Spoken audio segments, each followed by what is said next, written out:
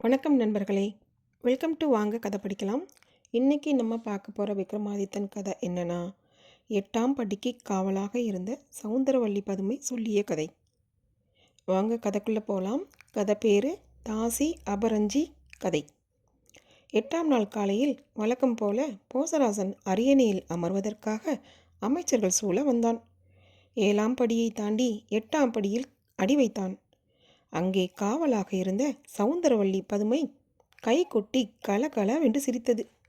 அரசே, எனக்கு முன்னர் 7 பதுமைகளும் விக்ரமாதித்தனின் வீர தீர பெருமைகளை எடுத்து சொல்லியும் அவர் பண்பில் 1000ல் 1 பங்கு கூட இல்லாத நீர் எந்த துணிவில் அரியணை ஏற வந்தீர் என்று கேட்டது.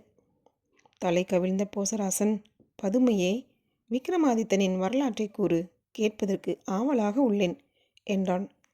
பதுமை கதை சொல்ல தொடங்கியது. நீதி நெறி தவறாமல் விக்ரமாதித்தன் ஆட்சி செய்து 6 மாதம் செல்ல வேண்டிய நாள் வந்தது. ஆட்சியை அமைச்சர்களிடம் ஒப்படைத்த அவன் பட்டியுடன் சென்று பத்ரகாளி அம்மனை வழிபட்டான். பிறகு இருவரும் வேதாளத்தின் மீது ஏறி காடு மடைகளை கடந்து ராசபுரி என் நகரை அடைந்தார்கள். அந்த நகரத்தில் அபரஞ்சி என்ற தாசி இருந்தாள்.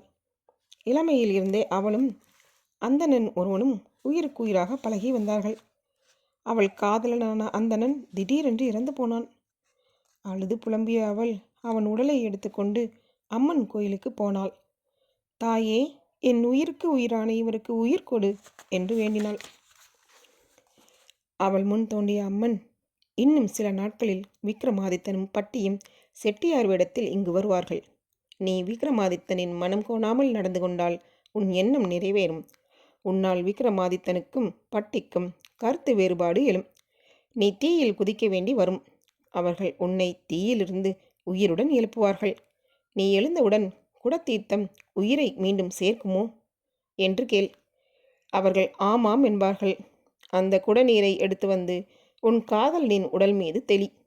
உடனே அவன் உயிர் பெற்று எழுவான் என்று சொல்லி மறைந்தாள். அந்தணனின் உடல் கெடாமல் வாசனை பொருட்களால் பதப்படுத்தி வைத்திருந்தாள் அபரஞ்சி. அந்த நகரத்திற்குள் வந்த விக்ரமாதித்தனும் பட்டியும் செட்டியார்களைப் போல வேடம் பூண்டனர். இருவரும் கடைத்தெருவில் இரத்தின கம்பளம் விரித்து இரத்தின கற்களை விற்கத் தொடங்கினார்கள். 4-5 நாட்கள் சென்றன. பெரிய காந்தையர் என்ற பெயர் வைத்து கொண்டிருந்த விக்ரமாதித்தன் மாலை வேளையில் தாசி திருவழியாக சென்றான். விக்ரமாதித்தன் தான் மாறு வேடத்தில் வருகிறார் என்பதை புரிந்து கொண்டாள் அபரஞ்சி. வெளியே வந்த அவள் அவனை அன்புடன் வரவேற்று படுக்கை அறைக்கு இழைத்து சென்றாள். அறுசுவை உணவு பரிமாறி அவனுடன் சந்தோஷமாக இருந்தாள். விக்ரமாதித்தன் பொற்காசுகளை அவளுக்கு தர, உங்கள் அன்பு ஒன்றே போதும், எனக்கு பணம் ஏதும் வேண்டாம் என்று மறுத்தாள். தாசியாக இருக்கும் இவள் என்னிடம் பணம் வாங்கி கொண்டு அல்லவா இவற்றை செய்ய வேண்டும்? இவள் செயல் வியப்பாக இருக்கிறதே என்று நினைத்தான். அன்றிரவை அவள் வீட்டிலேயே கழித்தான். பொழுது விடிந்ததும் அவளை பிரிய அவனுக்கு மனம் வரவில்லை. நெடுநேரம் கழித்து கடைத்தெருவிற்கு வந்தான். அங்கிருந்த பட்டி தாசி வீட்டிற்கு சென்ற, நீர் நள்ளிரவிலேயே திரும்பி இருக்கலாமே, ஏன் இவ்வளவு நேரம்? உடைகளில் உள்ள மஞ்சள் கரையை பிறர் பார்ப்பார்கள் என்ற அவமானம் கூட உமக்கு இல்லையா என்று கேட்டான். பட்டி, நேற்று தாசி அபரஞ்சி என்பவள் வீட்டிற்கு சென்றிருந்தேன். அவள் என் மீது பேரன்பு காட்டினாள். நானும் எத்தனையோ பெண்களுடன் மகிழ்ச்சியாக இருந்திருக்கிறேன். இப்படிப்பட்ட அன்பை நான் இதுவரை யாரிடமும் பார்த்ததில்லை. அவள் எனக்காக எதையும் செய்வாள். தாசிகளிடம் உண்மையான அன்பு இருக்காது. அவள் என் மீது கொண்டிருப்பது உண்மையான அன்புதான். அதை நிரூபிக்க நான் என்ன செய்ய வேண்டும்? நாளை விடிகாலை நீர் அவள் வீட்டிலிருந்து திரும்பும்போது அவள் கூந்தலை கேளும் என்றான் பட்டி. அன்று மாலை தாசி வீட்டை அடைந்தான் விக்ரமாதித்தன். அவன் மீது உயிரையே வைத்திருப்பவள் போல அபரஞ்சி மிகுந்த அன்பை காட்டினாள். இருவரும் சந்தோஷமாக இருந்தனர். பொழுது விடிந்தது. எப்படி அவளின் கூந்தலை கேட்பது என்று தயங்கி நின்றான் விக்ரமாதித்தன். தயக்கத்தை உணர்ந்த அவள், என்னிடம் உள்ள எல்லாம் உங்களுக்கு சொந்தம், எதுவாக இருந்தாலும் தயங்காமல் கேளுங்கள் என்றாள். அபரஞ்சி, ஒரு செயலுக்காக உன் கூந்தல் தேவைப்படுகிறது, அதை அறுத்து தர முடியுமா என்று கேட்டான். உடனே அவள் தன் கூந்தலை அறுத்து தந்தாள். பட்டியிடம் வந்த அவன் அவள் கூந்தலை காட்டி, இப்பொழுதாவது அவள் என் மீது கொண்டுள்ள அன்பை ஒப்புக்கொள்கிறாயா என்று கேட்டான். ஒப்புக்கொள்ள மாட்டேன். நீர் இன்று அவளிடம் பாக்கு அளவு நுனிமூக்கை அறுத்து வாங்கி வரும் என்றான் பட்டி. அன்றிரவு அபரஞ்சத்தி வீடில் சென்ற அவன் வழக்கம் போல அவளுடன் மகிழ்ச்சியாக இருந்தான். வீட்டிற்கு புறப்படும் போது தயக்கத்துடன், ஒரு பாக்கு அளவு உன் நுனிமூக்கு தேவைப்படுகிறது என்றான். என் உயிரையே கேட்டாலும் உங்களுக்காக தருவேன் என்ற அவள் தன் மூக்கை அறுத்து அவனிடம் தந்தாள். பட்டியிடம் அவளின் மூக்கை காட்டிய அவன், இப்பொழுதாவது என் மீது அவள் பேரன்பு வைத்திருக்கிறாள் என்பதை ஒப்புக்கொள்கிறாயா என்று கேட்டான். அவளுக்கு உன் மீது அணுவளவும் அன்பு இல்லை என்று உறுதியாக சொன்னான் பட்டி. கோபத்தால் துடித்த விக்ரமாதித்தன், பட்டி, உனக்கு 3 நாள் தவணை தருகிறேன். நீ அதற்குள் என் மீது அவளுக்கு அன்பு இல்லை என்பதை நிரூபிக்க வேண்டும் என்று கத்தினான். நான் சொல்கின்றபடி நீர் செய்தால் என்னால் நிரூபிக்க முடியும் என்றான் பட்டி. என்ன செய்ய வேண்டும் என்று கேட்டான் விக்ரமாதித்தன். தன் திட்டத்தை சொன்னான் பட்டி. சொந்த ஊருக்கு புறப்படுவதாக கடைத்தெருவில் இருந்தவர்களிடம் சொல்லிவிட்டு இருவரும் அங்கிருந்து புறப்பட்டார்கள். வழியில் மரங்கள் அடர்ந்திருந்த ஓரிடத்தில் விக்ரமாதித்தனை மறைந்திருக்க சொன்னான் பட்டி. பாதையில் குழி ஒன்று வெட்டி அதில் கட்டைகளை போட்டு தீ மூட்டினான். பிறகு தன் மார்பிலும் தலையிலும் அடித்து கொண்டு ஓவென்று அழுது ஒப்பாரி வைத்தான். அந்த வழியே வந்த சிலர், ஐயா, ஏன் அழுகிறீர் என்று கேட்டார்கள். அதற்கு பட்டி, நானும் பெரிய காந்தையராகிய என் அண்ணனும் ஊர் திரும்பிக் கொண்டிருந்தோம். பாம்பு தீண்டி என் அண்ணன் இறந்து விட்டார். எனக்காக ஒரு உதவி செய்யுங்கள். நீங்கள் ராசகிரி நகரம் சென்று தாசி அபரஞ்சியை சந்தித்து, பெரிய காந்தையர் இறந்து விட்டார், அவர் உடலை எரித்துவிட்டு தம்பி ஊர் சொல்லப் போகிறார் என்று சொல்லுங்கள் என்று அழுது கொண்டே சொன்னான். அவர்களும் சென்று அபரஞ்சியிடம் சொன்னார்கள். அழுது புலம்பிய அபரஞ்சி யார் தடுத்தும் கேளாமல், அதே தீயில் நானும் விழுந்து இறக்கப் போகிறேன் என்று ஓடி வந்தாள். அவள் வருவதை பார்த்த விக்ரமாதித்தன், இப்பொழுதாவது அவள் என் மீது வைத்திருக்கும் பேரன்பை ஒப்புக்கொள்கிறாயா? அவள் தீயில் விழும் முன் தடுத்து காப்பாற்று என்றான். ஏதும் பேசாமல் அமைதியாக இருந்தான் பட்டி. அதற்குள் அவள் தீயை 3 முறை வலம் வந்து தீக்குள் பாய்ந்து உயிரை விட்டாள். பதறிய விக்ரமாதித்தன், எனக்காக இவள் உயிரையே விட்டிருக்கிறாள். இப்பொழுதாவது இவளுக்கு என் மீது அன்பு இருப்பதை ஒப்புக்கொள்கிறாயா என்று கேட்டான்.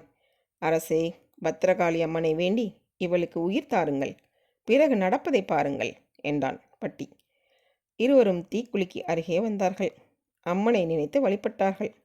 அவர்கள் முன் தோன்றிய அம்மன் தீர்த்தம் உள்ள குடத்தை தந்தாள். இதில் உள்ள நீரை அவள் உடலில் தெளித்தால் மீண்டும் உயிர் பெறுவாள் என்று சொல்லிவிட்டு மறைந்தாள். உடனே விக்ரமாதித்தன் தீக்குழிக்குள் கிடந்த எலும்புகளின் மீது தீர்த்தத்தை தெளித்தான். முன்னிலும் பேரழகுடன் அபரஞ்சி உயிர் பெற்று எழுந்தாள். விக்ரமாதித்தனை பார்த்து, இந்த குடத்தில் உள்ள தீர்த்தம் இறந்தவரை பிழைக்க வைக்குமா என்று கேட்டாள். ஆமாம் என்றான் அவன். அவன் கையில் இருந்த குடத்தை வாங்கி அவள் அங்கிருந்து வேகமாக சென்றாள். அந்தணனின் உடல் மீது அதை தெளித்தாள். உடனே அந்தணன் உயிர் பெற்றான். இருவரும் கட்டித் தழுவி முத்தமிட்டு சந்தோஷமாய் இருந்தார்கள். அபரஞ்சி நன்றி கூட சொல்லாமல் குடத்தை வாங்கி கொண்டு எங்கோ வேகமாக செல்வதை அறிந்து திகைத்து நின்றான் விக்ரமாதித்தன்.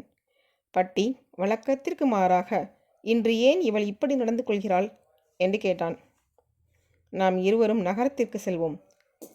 இன்றிரவு அபரஞ்சி வீட்டிற்கு செல்லுங்கள், உங்களுக்கே உண்மை புரியும் என்றான் பட்டி. அதன்படி விக்ரமாதித்தன் அபரஞ்சி வீட்டை அடைந்தான். கதவை தாளிட்டு கொண்டு உள்ளே அபரஞ்சியும் அந்தணனும் மகிழ்ச்சியாக சிரித்து பேசி கொண்டிருந்தனர். கதவை தட்டிய விக்ரமாதித்தன், நான் தான் பெரிய காந்தையர் வந்திருக்கிறேன், கதவை திற என்றான். இப்பொழுது நான் வேறு ஒருவருடன் மகிழ்ச்சியாக இருப்பது உம் செவிகளுக்கு கேட்கவில்லையா? இங்கிருந்து போய்விடும் என்று உள்ளிருந்தபடியே பதில் சொன்னாள் அவள். இப்படிப்பட்ட அவமானம் நேர்ந்ததே என்று தலை கவிழ்ந்தபடி திரும்பினான் அவன். ஏன் அதற்குள் திரும்பிவிட்டீர்?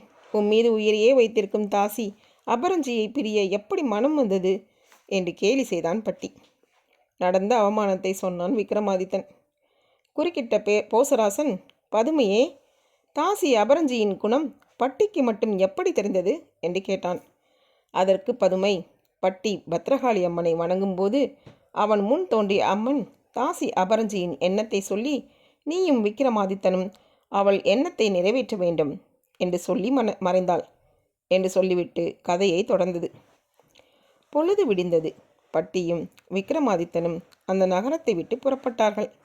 வழியில் விக்ரமாதித்தன், பட்டி, இந்த வேசையர்களை நம்பக்கூடாது என்றான்.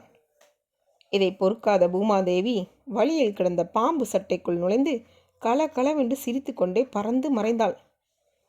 பட்டி, பாம்பு சட்டை சிரித்து கொண்டு ஆகாய வழி போனது ஏன் என்று வியப்புடன் கேட்டான் விக்ரமாதித்தன்.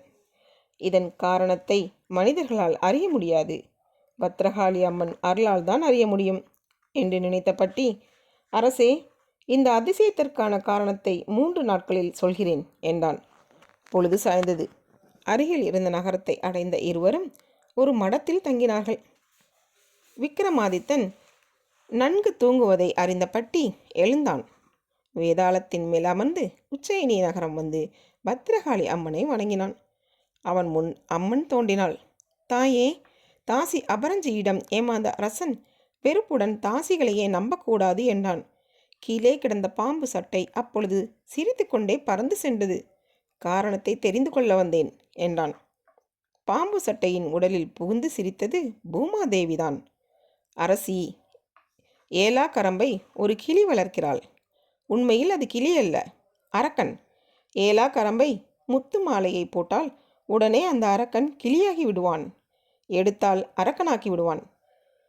இரவெல்லாம் அவள் அவனுடன் மகிழ்ச்சியாக இருப்பாள். இது யாருக்குமே தெரியாது. வேசைகளை நம்பக்கூடாது என்று அரசன் சொன்னவுடன் அந்த புறத்தில் உள்ள தன் மனைவி தவறாக நடக்கிறாள். இதை உணராமல் வேசைகளை குறை கூறுகின்றானே என்று பூமாதேவி சிரித்தாள் என்றாள் அம்மன். வேதாளத்தின் மீதேறி மீண்டும் மடத்திற்கு வந்தான் பட்டி. விக்கிரமாதித்தனிடம் அம்மன் சொன்னதையெல்லாம் சொல்லி இப்பொழுதே அந்த அரக்கனை கொல்ல வேண்டும் என்றான். கோபத்துடன் தன் மந்திரவாளை உருவினான் விக்ரமாதித்தன். பட்டியும் அவனும் வேதாளத்தின் மீது அமர்ந்து உச்சயினி நகரை அடைந்தனர். நள்ளிரவு நேரத்தில் இருவரும் ஏலா கரம்பையின் அந்த புறத்திற்குள் நுழைந்தனர். யாரடா என் மாளிகையில் இருப்பவன் என்று கோபத்துடன் குரல் கொடுத்தான் விக்ரமாதித்தன். படுக்கையில் இருந்த அரக்கன் ஏதும் பேசாமல் நடுங்கியபடியே இருந்தான். அவனை 2 துண்டாக வெட்டினான் விக்ரமாதித்தன். வெட்டப்பட்ட 2 துண்டுகளும் மீண்டும் சேர்ந்தன. அரக்கன் உயிர் பெற்றான்.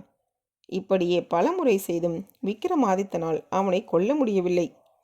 அருகில் இருந்த பட்டி வெட்டுண்டு விழுந்த அரக்கன் தலை கீழ்ப்பக்கமும் உடல் மேல் பக்கமும் இருக்குமாறு மாற்றி போட்டான். அரக்கன் இறந்து போனான். அரக்கனின் உடலை எடுத்து சென்று இருவரும் புதைத்தார்கள்.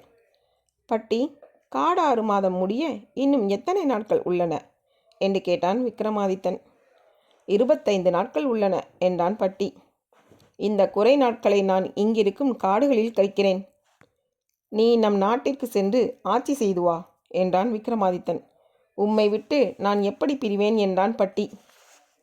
எனக்கு எந்த கெடுதியும் வராது, நீ போய் ஆட்சி செய் என்றான் விக்ரமாதித்தன். அப்படியே பட்டியும் உச்சயினி வந்து நாட்டை ஆளத் தொடங்கினான். குறுக்கிட்ட போசராசன், பதுமையே, பட்டியின் துணையின்றி அந்த குறை நாட்களை விக்ரமாதித்தன் எப்படி கழித்தார், அதை சொல்ல வேண்டும் என்று வேண்டினான். பதுமை தொடர்ந்து கதை சொல்ல தொடங்கியது. இதுதான் இந்த கதையோட முடிவு. இனி வரும் அடுத்த கதையில் உங்களை சந்திக்கிறேன். அதுவரையில் உங்களிடமிருந்து விடைபெறுவது தீபா. நன்றி, வணக்கம். உங்களுக்கு இந்த கதைகளெல்லாம் பிடித்திருந்தால் சப்ஸ்கிரைப் பண்ணுங்கள், ஷேர் பண்ணுங்கள், கீழே இருக்க லைக் பட்டனை கிளிக் பண்ணுங்கள். நன்றி, வணக்கம்.